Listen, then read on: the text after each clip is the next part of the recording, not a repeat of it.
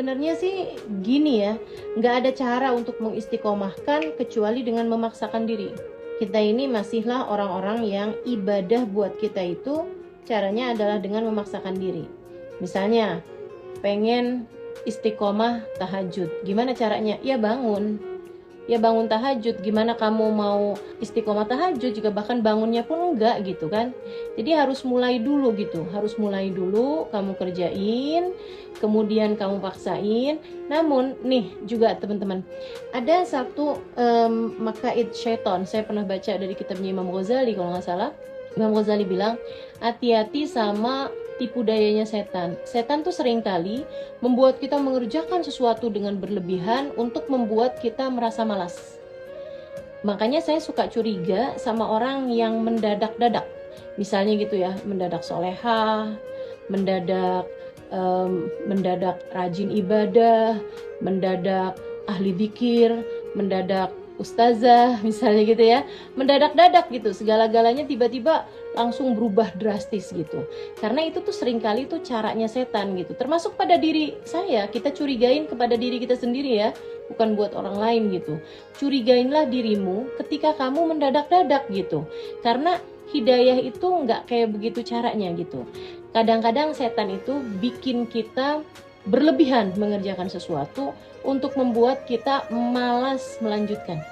Saya ulangi, terkadang setan membuatmu mengerjakan sesuatu dengan berlebihan agar membuatmu malas untuk melanjutkan.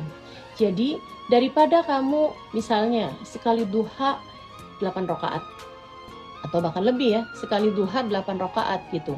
Sekali mulai duha 8 rakaat.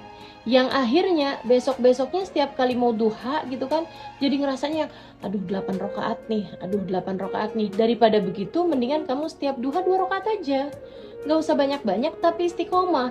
Jadi setiap kali kamu ngerasa males mengerjakannya, kamu bisa bilang, "Bo, cuma 2 rakaat kok, cuma 2 rakaat kok," gitu. Nah, itu dengan cara seperti itu insya Allah jadi lebih istiqomah, lebih bisa berkelanjutan, lebih bisa berkontinu, karena memang bagaimanapun kita ini harus berusaha berdamai sama nafsu kita yang memang masih innan nafsa la'ammaratun bisu. Sesungguhnya nafsu itu masih akan selalu mengajak kita untuk berbuat keburukan-keburukan gitu.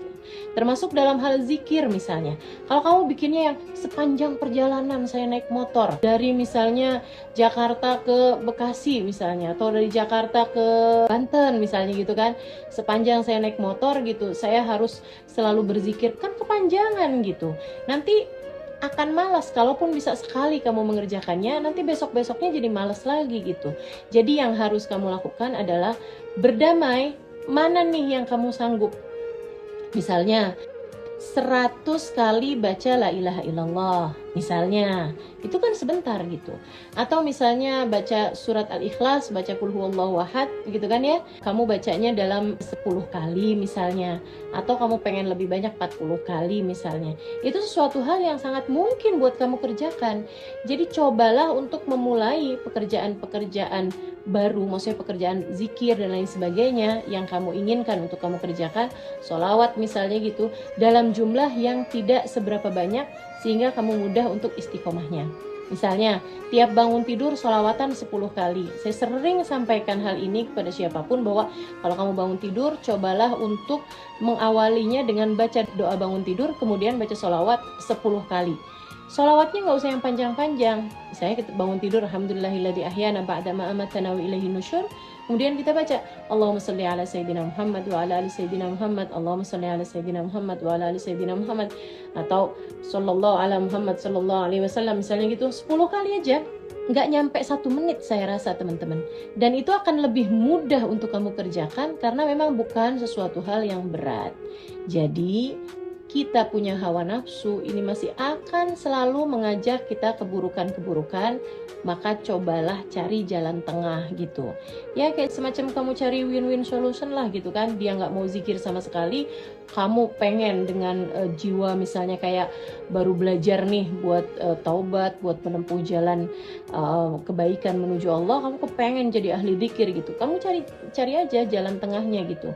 Kayak zikiran habis sholat jangan ditinggal, kayak zikiran pagi hari misalnya gitu kan, Wirdul Latif jangan ditinggal gitu. Hal-hal yang mudah-mudahan kamu bisa berketerusan mengerjakannya. Nah, itu yang coba kamu lakukan sehingga mudah-mudahan bisa jadi orang-orang yang lebih istiqomah untuk mengerjakan ibadah-ibadah pada Allah Subhanahu wa taala.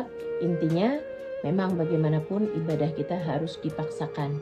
Tapi jangan memilih ibadah-ibadah yang berat karena nafsu kita masih akan terus untuk mengajak kita kepada kemalasan dan kepada kebosanan. Jadi pilihlah ibadah-ibadah yang sedang-sedang untuk kamu atau bahkan ibadah-ibadah yang ringan untuk kita kerjakan. Insya Allah mudah-mudahan Allah Subhanahu wa taala mudahkan kita untuk mengerjakan kebaikan-kebaikan insya Allah. Amin ya rabbal alamin.